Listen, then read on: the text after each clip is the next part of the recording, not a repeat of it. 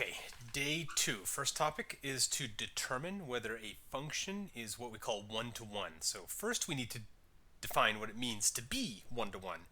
So we say a function is one-to-one if any two different inputs in the domain correspond to two different outputs in the range. That is, so two different inputs from the domain, x1 not being the same as x2, implies two different outputs in the range. So you get f of x1 and f of x2, and we want to make sure that those are also different. So two different inputs always provide you with two different outputs.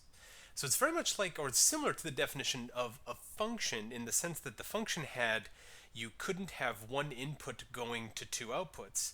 Here it's saying that you can't have like each input that you have goes to a different output. So some examples. This function right here in the first example is one-to-one because x1 goes to y1, x2 goes to y2, x3 goes to y3. So every input goes to a different output. In an example where you are not one-to-one, you have two different inputs that are going to exactly the same output. And for a one-to-one function, that is illegal. And that's not to be confused with what we've done in the past. The function, right, this particular picture is not a function because notice that the input of x1 gets sent to two different outputs. So the idea, the name one-to-one means that each one goes to a different one. That's where the one-to-one motivation comes from. So if we want to determine whether a function mapping diagram represents a function, and if it is a function, whether it's one-to-one, we're going to look at the inputs and the outputs. So here we have in the domain a bunch of animals: dog, cat, duck, lion, pig, and rabbit.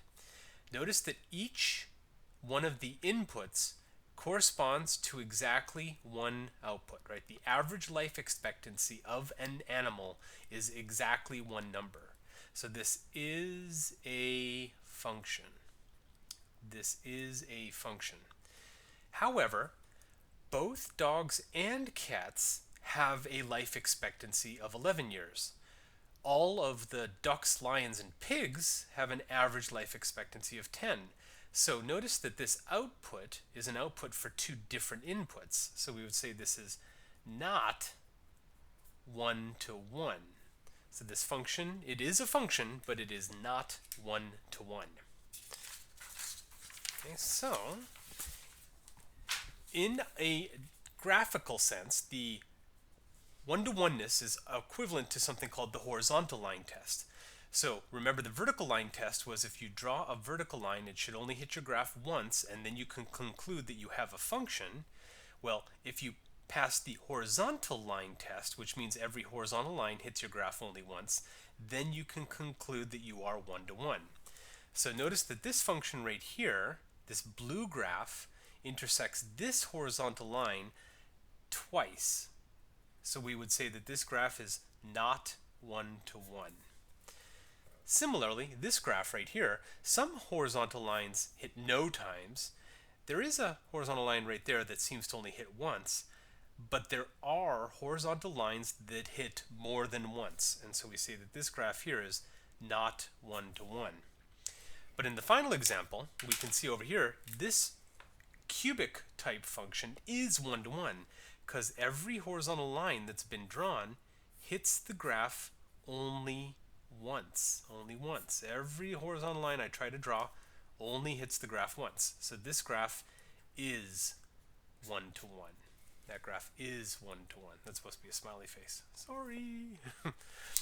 Okay, a conclusion or a theorem that follows from this is that if you have a function that's always increasing, like the cubic function, that's one-to-one on the interval where it's increasing.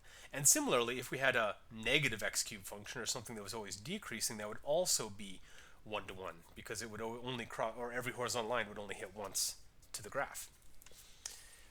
Okay, now if a function's one-to-one, it turns out that we get some very important things about inverses. So we're going to now talk about what it means to be an inverse. So first, let's determine the inverse of a function. So we define the inverse of y equals f of x to be f to the negative 1 of x. Note bene, note special, f to the negative 1 of x is not 1 over f of x. So negative 1 exponentiation on a number means reciprocal, but negative 1 exponentiation on a function is not reciprocal. It is an inverse function. So let me make sure that we put a star next to that so we remember that when we do f to the negative 1, this notation here does not mean 1 over f. This means the inverse function. And since what an inverse function is going to do for us is it's going to take inputs and turn them into outputs and outputs and turn them into inputs. So it goes backwards along the path. So your x's become y's and your y's become x's. And in fact, if you were to take the inverse function of a function, you simply get back whatever you put in. And similarly, if you took the function of an inverse function, you get back whatever you put in because it literally undoes what you did before. So in an example like this, it says find the inverse of the following function defined by a mapping diagram. You can see that the blue arrows are saying that the lion goes to 148, jaguar goes to 90, leopard goes to 34, tiger goes to 48. If we wish to find the inverse of this, the inverse mapping is going to, instead of taking lion and having an arrow going towards 148, it's going to take 148 and put the arrow in the backwards direction. So the input becomes 148, yielding an output of lion. 90 outputs jaguar. 34 outputs leopard. And 48 outputs tiger. Notice in particular all of these numbers are different, so this inverse is also a function. If we wanted to find the inverse of this function, which is written as a set of ordered pairs, that's even easier because again all we have to do is switch the x's and the y's. So the inverse function here would be negative 1, 2, 2 comma 3, 3 comma 1, and 0 comma 5. An inverse function switches the roles of your x and your y. So what would happen if we wanted to find the inverse function of f of x equals 3x? Let's make a mechanical process for going through this. We want to switch the y and the x. I guess so far I don't literally have a y, but our f of x represents our y. So we would say y, also known as f of x, equals 3x. I wish to switch the roles of the x and the y. X equals 3y. I can now isolate for the y, divide both sides by 3, and conclude that y is equal to x over 3. And this is now your new inverse function. So we would say here, so y equals x over 3 is our function. The original function was f of x, so here our notation would be to call this f inverse of x and say that f inverse of x equals x over 3. In example 4, it says is g of x, or g of x equals radical of x plus 5 and x squared minus 5, f of x equals x squared minus 5, are these inverse functions on the particular domain 0 to infinity. We had to restrict 0 to infinity, by the way, because we want to make sure that things are defined well, right, on this half. So it actually could have, it looks like it could have been from negative 5 to infinity. But at any rate, we're only restricting our attention to 0 to infinity. It asks us to make a table of values. So I guess first of all, let's go like this, x, g of x. And let's stick in some numbers that are bigger than or equal to 0. So I'll plug in 0, and then I'll plug in, let's say, 4, and then I'll plug in a number like 11. So if I stick 0 in, 0 plus 5 is 5, and the square root of 5 is radical 5. If I were to stick in 4, 4 plus 5 is 9, radical 9 is 3, and 11 plus 5 is 16, square root of 16 is 4. Convenient, right? So that's the g of x. How about the f of x? Well, x, f of x. If we're trying to see if this works with the table of values, let's stick in the outputs that we already found, radical 5, 3, and 4. If I stick that into the f machine, I get rad 5 squared, which is 5, and 5 minus 5 is 0. Yay! 3 squared is 9, 9 minus 5 is 4. Yay! And then 16 minus 5 is 11. So everything seems to have reversed just like we kind of hoped. Okay, now let's show it. It says confirm this conjecture that we think these are inverses by algebra. So g of f of x would be g of x squared minus 5, which is the radical of x squared minus 5 plus 5, sticking x squared minus 5 into the g machine. Nice cancellation, so we get the radical of x squared. And the radical of x squared is technically absolute value of x. But since we're restricted to 0 to infinity, I can actually just conclude that this is x, just like I was hoping for. And then on the other hand, if I did f of g of x, we would get x squared, so let's go like this, f of radical x plus 5, which would be stick this into that rule, so we get the radical of x plus 5 squared minus 5. Square roots and radicals cancel, so we get x plus 5 minus 5. And so yet again, we get x. So that verifies that these are inverses algebraically speaking. Now, in example, or in the third topic, is to obtain the graph of an inverse function. Remember, what we're doing is we're switching x and y.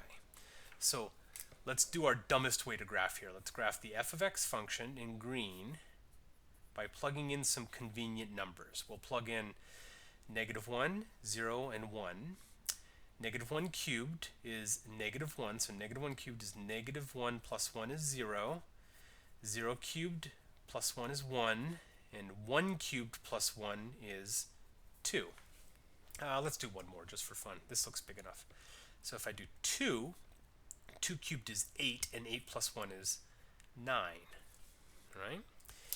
Now remember, the inverse function is going to take that and switch the roles of x and y. So it's going to become 0, -1, 1, 0, 2, 1, and 9, 2. So in green, -1 yields 0, 0 yields 1, 1 yields 2, 2 yields 9. And from previous units in our analysis, we know that the graph of a cube function looks kind of sort of something like this, right? Negative, and so it's going to go like through there probably, so something like that. So that is the graph of the green f of x function. And if we were to do the red function, we'd go through 0, -1, 1, 0, 2, 1, and 9, 2. And so from the cube root function, what's happening here is some kind of graph that comes like this, squeezes through there, and then where's it going to land? Somewhere over like that. So this is the f inverse of x. And the observation that's really cool here, if I had drawn perfectly, I mean, it's pretty good because it's on a grid, but it's not perfect, of course. But the interesting observation that you can make about the shapes of the two graphs is that they are actually a reflection over the line y equals x. So if I were to graph the line y equals x, hopefully you can see within the accuracy of the artist, namely me, that these two graphs are reflections over that line y equals x. And that is always true about a graph with its inverse graph. Okay, last page of notes for today. The graph of a function, of a one-to-one function and its inverse are automatically symmetric with the line y equals x.